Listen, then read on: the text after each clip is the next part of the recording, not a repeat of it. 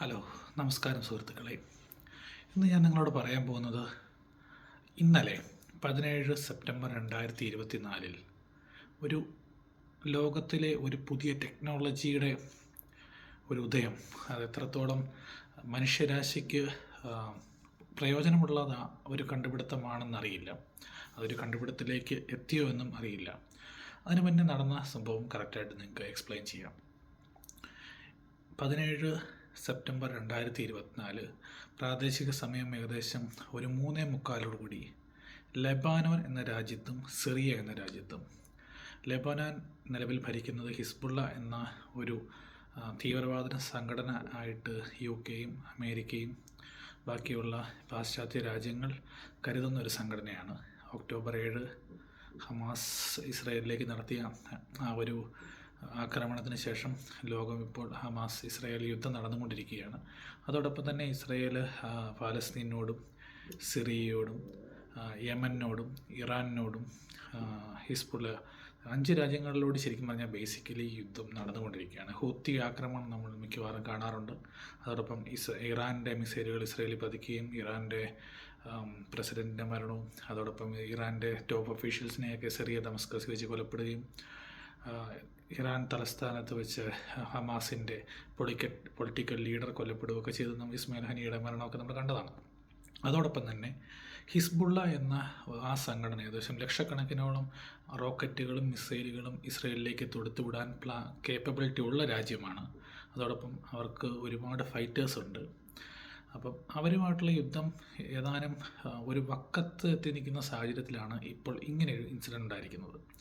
Israel മീഡിയയെ ഉദ്ധരിച്ച് ഉള്ള ഒരു കാര്യം പറയുകയാണെങ്കിൽ അവർ പറയുന്നത് ഇസ്രയേലിലെ ടോപ്പ് IDF, അതായത് ഇസ്രയേലിലെ ഡിഫൻസ് ഫോഴ്സിൻ്റെ ഓഫീസേഴ്സിനെ വധിക്കുവാൻ അവർ പ്ലാൻ ചെയ്ത സ്ഥിതിക്ക് അതിനൊരു പ്രത്യാക്രമണമായിട്ടാണ് ഇത് നടന്നതെന്ന് പറയുന്നു.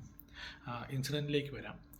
നമ്മൾ മൊബൈൽ ഫോൺ യൂസ് ചെയ്യുന്നു. അതോടൊപ്പം തന്നെ മൊബൈൽ ഫോണിനേക്കാളും ലോ ടെക്നോളജി ഉള്ളൊരു സാധനമാണ് പേജർ എന്നൊരു സാധനം. ആ പേജർ ഇപ്പോൾ 2024 ഫെബ്രുവരിയിൽ നമ്മൾ മൊബൈൽ ഫോൺ യൂസ് ചെയ്യുമ്പോൾ നമ്പറും കാര്യങ്ങളൊക്കെ ഉള്ളതുകൊണ്ട് GPS സിസ്റ്റം ഉള്ളതുകൊണ്ട് അത് ട്രേസ് ചെയ്യപ്പെടാൻ സാധ്യത ഉള്ള ഒരു കാരണം കൊണ്ട് ഈ Hezbollah മെമ്പേഴ്സിനോട് Ayatollah Khamenei Hasan Nasrallah എന്ന ഹിസ്ബുള്ളയുടെ ചീഫ് പറഞ്ഞിരിക്കുന്നത് അവർ മൊബൈൽ ഫോൺ ഉപയോഗം പൂർണ്ണമായും ഒഴിവാക്കിക്കൊണ്ട് പേജർ എന്ന ടെക്സ്റ്റിംഗ് ഡിവൈസ്, അതായത് മെസ്സേജുകൾ മാത്രം വരുന്ന ഒരു ചെറിയ ഉപകരണമാണത്. ഈ ഒരു വലിപ്പം ഒരു 2-3 അല്ലെങ്കിൽ 5 ഇഞ്ചിൽ താഴെ ഒരു 3-4 ഇഞ്ചിൽ വീതിയും ഒരു 2 ഇഞ്ച് അതൊക്കെ വരുന്ന ഒരു ചെറിയ സാധനം. ആ ഒരു സാധനമായിരുന്നു അവർ സ്ഥിരമായിട്ട് യൂസ് ചെയ്തുകൊണ്ടിരുന്നത്. ഏകദേശം 3000-ഓളം പേജറുകൾ ഒരേ സമയം പൊട്ടിത്തെറിച്ചു എന്നാണ് പറയുന്നത്.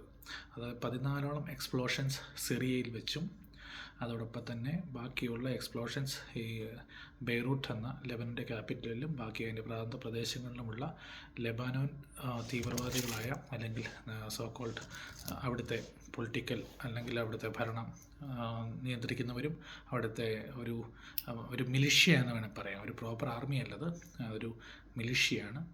അവരാണ് ഈ ആക്രമണത്തിന് ഇരയായിരിക്കുന്നത്. ഏകദേശം 9 പേരാണ് മരണപ്പെട്ടിരിക്കുന്നത്, ഒരു കുഞ്ഞു കുട്ടി ഉൾപ്പെടെ. അതോടൊപ്പം തന്നെ അതിനകത്ത് ശ്രദ്ധിക്കേണ്ടുന്ന മുച്ചാബ അമാനി എന്ന ഇറാൻ്റെ ലെബനനിലെ അംബാസഡറിനും അടക്കം പരിക്ക് ഏറ്റിട്ടുണ്ട്. ഈ പേജർ എന്ന ഡിവൈസ് കൂടുതലായും പോക്കറ്റിലോ ഫ്രണ്ട് പോക്കറ്റിലോ അല്ലെങ്കിൽ പാൻറ്റിൻ്റെ പോക്കറ്റിലോ ബെൽറ്റിലോ ഘടിപ്പിച്ചാണ് അവർ പോകുന്നത്. ആ ഒരു തീവ്രമായ സ്ഫോടനം അതൊരു ചെറിയ സ്ഫോടനമായിട്ട് തന്നെ കരുതാൻ പറ്റത്തില്ല. കാരണം പലരും മരണപ്പെടുക എന്ന് പറഞ്ഞാൽ അതോടൊപ്പം തന്നെ ഒരു ഡെസ്കിൻ്റെ മുന്നിൽ വെച്ചിരുന്ന ഒരു ഡ്രസ്സിങ് ടേബിളിൻ്റെ മുന്നിൽ വെച്ചിരുന്ന ഒരു എക്സ്പ്ലോഷൻ്റെ വീഡിയോ കണ്ടത് ആ ഗ്ലാസ്സുകൾ മുഴുവൻ ചെതറിപ്പോയി. അതോടൊപ്പം തന്നെ ഇത്രയും കനമുള്ള 1.5 ഇഞ്ച് കനമുള്ള ഒരു കാർഡ്ബോർഡ് അടക്കം ചെതറിപ്പോവുകയാണ്. ദാറ്റ് മീൻസ് ഒരു മനുഷ്യൻ ശരീരത്തിലേക്ക് മരണത്തിന് കാരണമായ ആഘാതം ഏൽപ്പിക്കാൻ കഴിവുള്ള എക്സ്പ്ലോഷൻസ് ആയിരുന്നു അത്.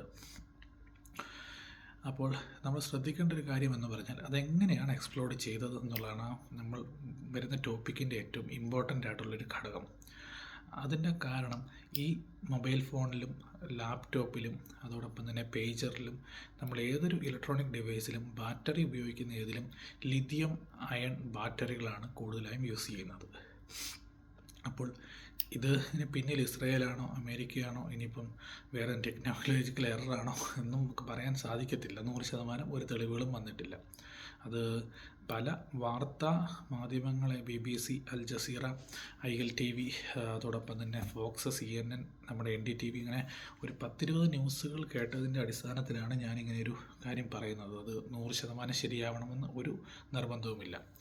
ഒന്നെങ്കിൽ ഈ ആയിരക്കണക്കിന് ഡിവൈസസ് ഫിസിക്കലി മാനിപ്പുലേറ്റ് ചെയ്യണം. ദാറ്റ് മീൻസ് അതിനുള്ള സാധ്യത എന്ന് പറഞ്ഞാൽ ഈ പുതിയ പേജറുകൾ ബൾക്കായി അവർ ഓർഡർ ചെയ്യുന്നു. ആ ഓർഡർ ചെയ്യുന്ന കൊടുക്കുന്ന സപ്ലൈ ചെയിനിടയ്ക്ക് ആ സാധനത്തിൽ ഒരു 5-10 ഗ്രാം അല്ലെങ്കിൽ 10 ഗ്രാമിൽ താഴെയുള്ള മിലിറ്ററി ഹൈ എക്സ്പ്ലോസീവ്സ് ഒരു ചെറിയ ഉപകരണത്തിൻ്റെ ഒരു ബാറ്ററിയുടെ രൂപത്തിൽ അതിനകത്ത് വെച്ച് അത് ഒരു സർട്ടൻ ഫ്രീക്വൻസിയുള്ള ഒരു ആൽഫാനോമറിക് കോഡ് അല്ലെങ്കിൽ ഒരു മെസ്സേജ് റിസീവ് അല്ലെങ്കിൽ ഒരു വേവ് ഒരു സിഗ്നൽ ലഭിച്ചു കഴിയുമ്പോൾ എക്സ്പ്ലോഡ് ചെയ്യുന്ന ഒരു സംഭവം.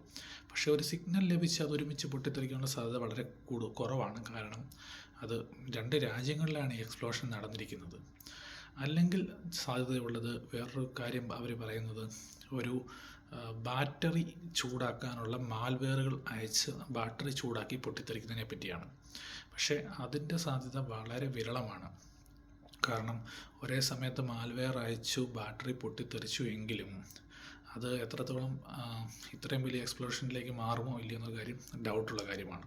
പക്ഷേ ഇതിനകത്ത് ഏറ്റവും ഡേഞ്ചറസ് ആയിട്ടുള്ള പാർട്ട് ഇസ്രയേൽ അല്ലെങ്കിൽ ഏതെങ്കിലും ഒരു പർട്ടിക്കുലർ കൺട്രി ലിഥിയം അയൺ ബാറ്ററിയെ ഒരു സോഫ്റ്റ്വെയർ ഉപയോഗിച്ചുകൊണ്ടോ അല്ലെങ്കിൽ ഏതെങ്കിലും ഒരു ടെക്നോളജി യൂസ് ചെയ്തുകൊണ്ട് ഒരു മിനി ബോംബായിട്ട് മാറ്റാൻ സാധിക്കുന്ന ഒരവസ്ഥയിലേക്ക് വന്നാൽ അതാണ് ഈ വീഡിയോയുടെ ഏറ്റവും ഇമ്പോർട്ടൻ്റ് ആയിട്ടുള്ള കാര്യം. ആ ടെക്നോളജി നമ്മൾ സൈബർ വാർഫെയർ ഒക്കെ ഒരുപാട് കാണുന്നുണ്ട്. സോഫ്റ്റ്വെയർ വെച്ച് ഉള്ള കൊലപാതകങ്ങളും അല്ലെങ്കിൽ പൊട്ടിത്തെറികളെല്ലാം. കാരണം ഇസ്രായേൽ ഇതിന് മുന്നും 1996-ലും അതിന് മുന്നേയും TV വഴിയും റേഡിയോ വഴിയും മൊബൈൽ ഫോൺ വഴിയൊക്കെ ഒരുപാട് അസാസിനേഷൻസ് നടത്തി പരിചയമുള്ളൊരു ഇസ്രായേലി ഇൻ്റലിജൻസ് അത്രയും കേപ്പബിളാണ്. എങ്കിലും ഈ യൂസ് ചെയ്തിരിക്കുന്ന പേജറിൻ്റെ സ്പെസിഫിക്കേഷൻസ് ഞാൻ പറയാം. അത് വാട്ടർ പ്രൂഫാണ്, അത് ടെക്സ്റ്റിംഗ് മാത്രമേ ഉള്ളൂ. അതോടൊപ്പം gold Apollo rect pager AR924 എന്നാണ് അതിൻ്റെ പേര്. അതായത് ഗോൾഡ് അപ്പോളോ പേജർ AR924 ഇതാണ് പൊട്ടിത്തെറിച്ച ആ ഒരു പേജർ. 2700ഓളം പേർക്ക് പരിക്കേറ്റെന്നാണ് ഇപ്പോൾ പല വാർത്താ മാധ്യമങ്ങളും പറയുന്നത്. 9 പേരോളം മരണപ്പെട്ടു. 200 പേരുടെ നില അതീവ ഗുരുതരമായി തുടരുന്നു എന്നാണ് ലെബനൻ ഹെൽത്ത് മിനിസ്ട്രിയുടെയും സിവിൽ ഡിഫൻസിൻ്റെയൊക്കെ വാർത്തകൾ പുറത്തു വരുന്നത്. അതോടൊപ്പം ഈ മെസ്സേജ് ഒരു വാർത്ത വരുന്നത് ഒരു പേജറിലേക്ക് ഒരു മെസ്സേജ് വന്നു. ആ മെസ്സേജ് ഇങ്ങനെ ഓപ്പൺ ചെയ്ത് നോക്കുമ്പോഴാണ് ദാറ്റ് മീൻസ് ഒരു സ്വിച്ച് അമക്കി ആ മെസ്സേജ് വായിക്കാൻ ശ്രമിക്കുമ്പോഴാണ് ഇത് പൊട്ടിത്തെറിച്ചതെന്ന് പറയുന്നു. അങ്ങനെയാണെങ്കിൽ ആ ഒരു ടെക്നോളജിയുടെ ഡെവലപ്മെൻറ്റ്, നമ്മളിപ്പോൾ AI ടെക്നോളജി അത് എന്നൊക്കെ പറയുന്നുണ്ടെങ്കിലും ആ ടെക്നോളജിയുടെ ഡെവലപ്മെൻറ്റിൻ്റെ ദൂരം എത്രയാണെന്ന് ആലോചിച്ച് നോക്കുക. അതോടൊപ്പം കണ്ണിനും കൈക്കും വിരലുകൾക്കാണ് ഗുരുതരമായി പരിക്കേറ്റിരിക്കുന്നത്.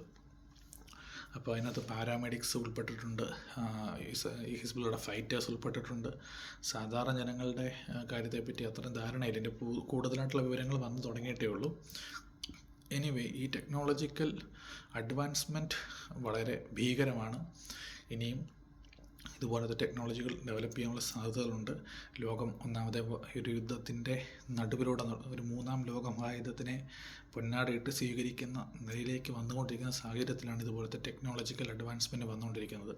ഇതിനകത്ത് ഏറ്റവും വലിയൊരു കാര്യം എന്ന് പറഞ്ഞാൽ ഹിസ്ബുള്ള പോലെ ഇസ്രയേലിനെ ആക്രമിക്കാൻ കേപ്പബിലിറ്റിയുള്ള ഒരു മിലിഷ്യ ഇമോഷണലിയും ഫിസിക്കലി മാത്രമല്ല, ഫിസിക്കലി 9 പേരുടെ മരണം ഒരിക്കലും അവരെ തളർത്തത്തില്ല. കാരണം 42,000ഓളം പേര് ഗാസയിൽ മരിച്ചു വീണിട്ടുണ്ട്. അതോടൊപ്പം ഹിസ്ബുള്ളയുടെ നിരവധി കമാൻഡർമാർ, സെക്കൻഡ് ഇൻ ചീഫ് ഹസൻ നസ്രുള്ളയുടെ തൊട്ട് താഴെയുള്ള ആൾ വരെ കൊല്ലപ്പെട്ടിട്ടുണ്ട്. സുക്കൂർ എന്ന് പറഞ്ഞ അടുത്ത ആൾ കൊല്ലപ്പെട്ടിട്ടുണ്ട്. ഇസ്മായിൽ ഹനിയ കൊല്ലപ്പെട്ടു. പിന്നെ അതോടൊപ്പം തന്നെ സുലൈമാനി അമേരിക്കയുടെ ഏതാനും വർഷങ്ങൾക്ക് മുന്നേ. അപ്പോൾ നേതാക്കന്മാരുടെ മരണത്തെക്കാൾ അപ്പുറം ഇവരുടെ പേജർ പോലും, ഇവർക്ക് ഒരു ഇലക്ട്രോണിക് ഡിവൈസ് പോലും ഇവർക്ക് വിശ്വസിച്ച് കൊണ്ട് നടക്കാൻ പറ്റത്തില്ല എന്ന അവസ്ഥയിലേക്കാണ് മാറിക്കൊണ്ടിരിക്കുന്നത്. അപ്പോൾ അത് സൈക്കോളജിക്കൽ വാർഫെയറിൽ ഇസ്രയേൽ അല്ലെങ്കിൽ ഈ പറഞ്ഞ ഹിസ്ബുള്ളയുടെ ശത്രുക്കൾ വിജയിച്ചു എന്നുള്ളതാണ് അതിനകത്ത് ഏറ്റവും മെയിനായിട്ടുള്ള കാര്യം. ഫിസിക്കലി അവർ 9 പേരെ കൊല്ലപ്പെട്ടിട്ടുള്ളൂ എങ്കിലും സൈക്കോളജിക്കലായിട്ട് അവരുടെ മൊറയിൽ ഒരുപാട് ഇടിഞ്ഞിട്ടുണ്ട്. അവരുടെ വിശ്വാസം, ധൈര്യം ഒരുപാട് ചോർന്നു പോകുന്ന കാര്യമാണ് ഇത്. എനിവേ, ഇതിൻ്റെ കൂടുതലായിട്ടുള്ള ഡീറ്റെയിൽസൊക്കെ ഇനി വരാൻ കിടക്കുന്നേ ഉള്ളൂ.